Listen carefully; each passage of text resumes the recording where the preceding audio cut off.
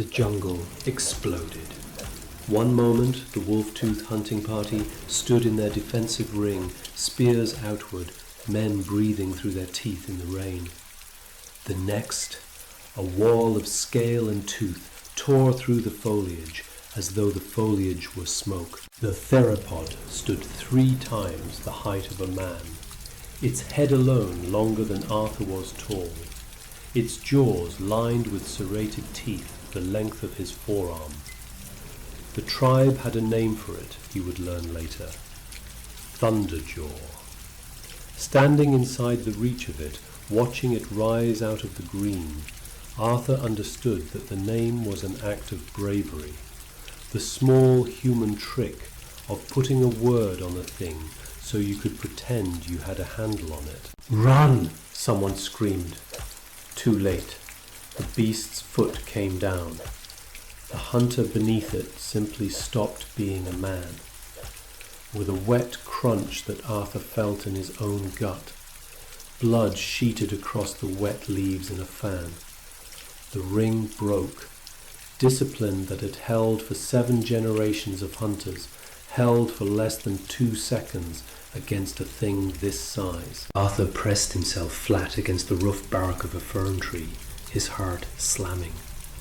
The tactical overlay flickered across his vision, painting the theropod's mass in cruel wireframe, marking the joints, the balance line, the places where the weight had to pass. Arthur, pulse elevated, adrenaline rising past optimal. I recommend immediate strategic withdrawal. He did not withdraw. He watched. Boron charged. The veteran came in low and fast, scarred face twisted into a snarl, stone axe rising and falling in a stroke that would have split a wolf's skull. It met the theropod's leg and shattered against the hide, sending stone chips spinning. The beast did not even register it. Its tail whipped around, a tree trunk of muscle. Boron tried to dive under it and was a half-beat slow. The tail caught him across the chest and flung him into a tree, and he hit it with a sound that made Arthur's teeth ache and crumpled to the roots. "Boron's down!" shouted a woman's voice, hard and clear over the panic. Edda.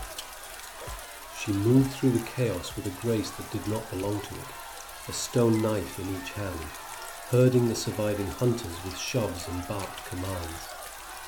"High ground! The ridge! Move!" And the engineer in him went very cold and very quiet, because he saw what she could not. The ridge was a wall. There was no high ground beyond it. She was not leading them to safety. She was leading them into a corner. And the theropod, with the patient cruelty of something that had done this 1,000 times, was letting her, herding them there, closing the open ground stride by stride. The overlay shifted, recalculating, and a point bloomed, soft and blue, beneath the creature's lower jaw. A patch where the armoured scales thinned to let the throat flex, no wider than 2 hands. The only door in the whole fortress. System, the poison, trajectory. Calculating, a pause measured in heartbeats. Optimal strike zone confirmed, the soft tissue beneath the mandible. Probability of a successful incapacitating strike, 42%. 42%. Worse than a coin flip. Better than watching Edda die against a wall of stone with 2 knives in her hands. Arthur's grip closed around the wolf-fang spear, the bone tip black and wet with the neurotoxin he had boiled out of purple caps and red berries through a night and a morning of careful work. The poison did not need to go deep. It needed only to find blood. One scratch in the right place, and a thing that weighed as much as a house would forget how to stand. If he did not miss. If his arm, which had spent the night grinding paste and the week before that healing, did not betray him at the throw. He moved. He burst from the shadow of the fern tree at a dead sprint, and his feet found their own way across the broken ground, over fallen logs, around half-buried rock. It was not strength that carried him. He had none worth the name. It was timing. It was the cold, clean reading of angle and weight that 15 years of structural work had burned into him. He ran the way a small thing runs when its only advantage is that it is small. The theropod's head swung toward him. The yellow eyes, slit-pupilled and ancient, fixed on his fragile shape, and the great body began ponderously to turn. "Arthur, your timing is dangerously—" "Not now," he said. He feinted left.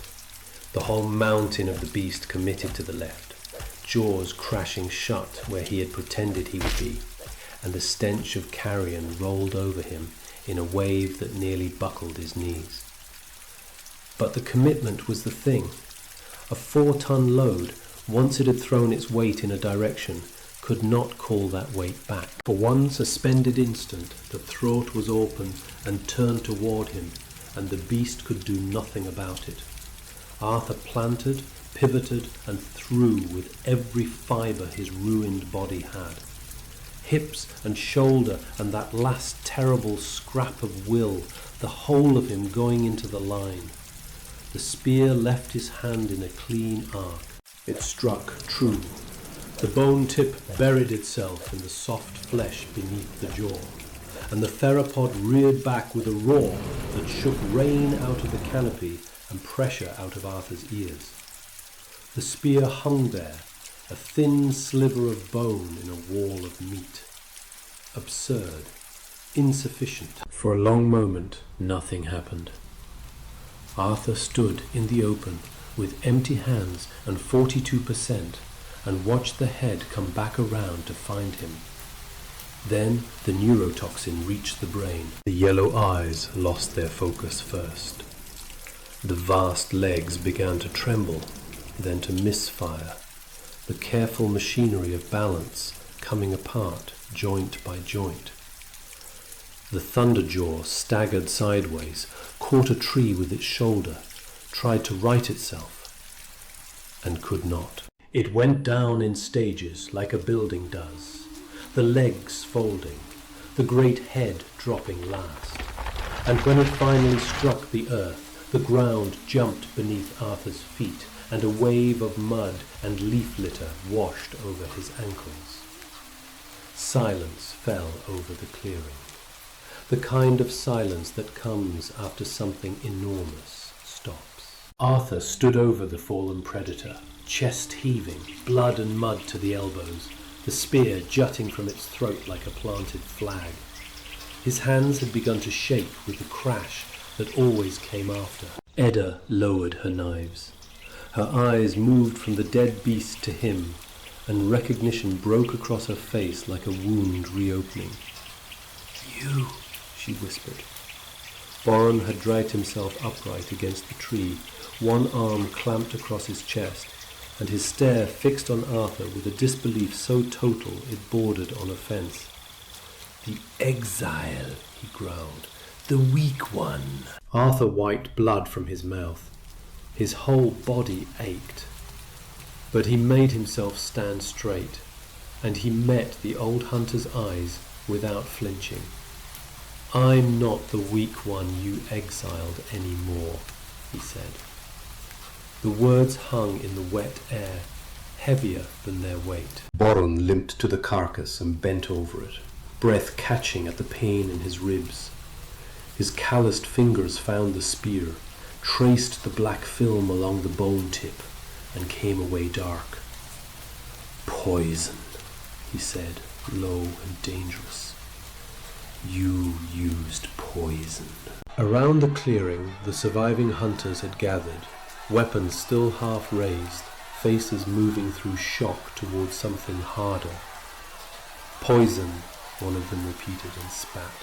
"The coward's weapon." Arthur looked at the dead thing that would have crushed every one of them, and at the men who had names for the kind of strength that died under its foot. and a sneer for the kind of mind that did not. "It's dead," he said. "You're not. Argue about which is cowardice later." High tensile hide, suitable for reinforced armor if cured correctly. Teeth and claws workable into weapons and tools.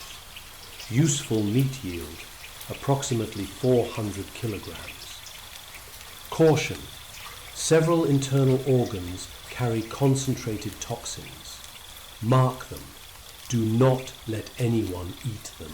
Arthur relayed it, and Edda turned it into the harsh wolf-toothed tongue, and he watched the hunters' hostility slowly lose the argument with their hunger. 400 kilograms of meat against one exile's strange method was an exchange even Boron's pride could do the arithmetic on. "We take everything useful," Arthur said. "Fast. The blood is a bell. Every predator inside a kilometer can hear it ringing." He showed them how to open the hide and peel it from the muscle in clean sheets instead of hacking it to ruin. His hands moving with a butcher's economy his old life had never taught him, and the engineer's eye supplied anyway. The same understanding of how a thing was joined that let you take it apart. Boron watched from where he sat against the tree, and the disbelief on his face slowly aged into something else, something grudging and unwilling and real. "Where did you learn this?" the old hunter asked. Arthur did not look up from the blade. "I always knew. You just never thought to ask the weak one anything." The sun dropped toward the canopy, dragging long shadows after it, and Arthur felt the old animal dread of nightfall begin to rise. The jungle changed after dark. Everything in it that hunted came awake. "We move," he said. "Now." They hauled the meat wrapped in broad leaves and slung the hide between 4 men, and Arthur put his shoulder under Boron's arm and took half the larger man's weight, despite the protest of his own spent body. The veteran said nothing for a long time as they pushed through the green. "You saved my life," Boron said at last, quietly, as if the words cost him a tooth. "We're not enemies, Boron." Arthur kept his eyes on the path. Boron grunted. "The tribe will not see it so simply.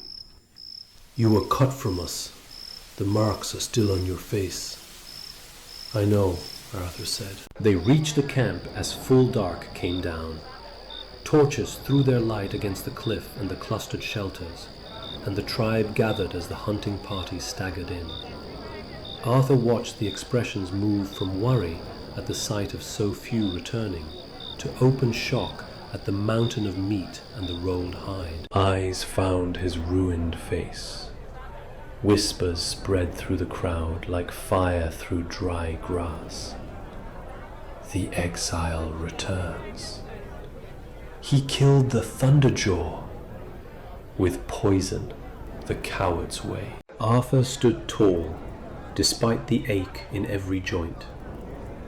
Edda set herself a half step behind his shoulder, and the position was not affection, it was tactics, a known quantity covering his blind side in a crowd that might decide to finish what the separation had begun. Then Chief Karn came out of the largest cave, and the crowd parted for him the way water parts for a stone. He was a mountain of a man, his body a map of scars, the yellow teeth of dead predators strung across his chest. His dark eyes found Arthur and filled with an old, settled contempt, the contempt of a man looking at a problem he had thought he already solved. "You dare return," Karn said. His voice did not rise. It did not need to. Arthur stepped forward. The whole camp held its breath. "I bring food." He gestured at the meat. "I bring protection." He gestured at the hide. "I bring knowledge you don't have." Karn's face hardened to stone. "You bring weakness. You bring poison. You bring deceit. A murmur ran through the gathered tribe, and Arthur felt the air tighten, felt the night tilt toward the edge of violence. High probability of physical confrontation. I would recommend de-escalation. I would also note that you have no good options if it comes to fists. You will lose them. Arthur drew a slow breath, and he did the only thing the weak one had ever been able to do against the strong, which was to change the game they were playing. Then test me, he said, loud enough to carry. Not with strength. I have none, and you all know it, and it has never once been the point. Test me with wisdom. Ask me anything about surviving this jungle. If I fail, I walk back into the dark, and you never see me again. Karn's eyes narrowed. The challenge hung between them, strange and unexpected, and the watching tribe leaned into it, hungry for it, because a contest of any kind was a thing they understood. Boron stepped forward, still clutching his side, and the effort it cost him was plain. He speaks true, Chief. The old hunter's voice was rough. The exile saved my life today, saved all our lives. The Thunderjaw would have eaten this hunting party to the bone, and there would be no feast and no return. The admission rippled out and stunned the crowd into quiet. Boron, who had spat in Arthur's face. Boron, who had argued loudest for the marks now carved across that face.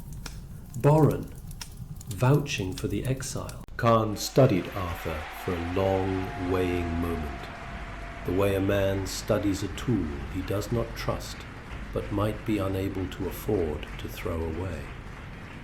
Tomorrow, he said at last, at dawn, you will prove your worth.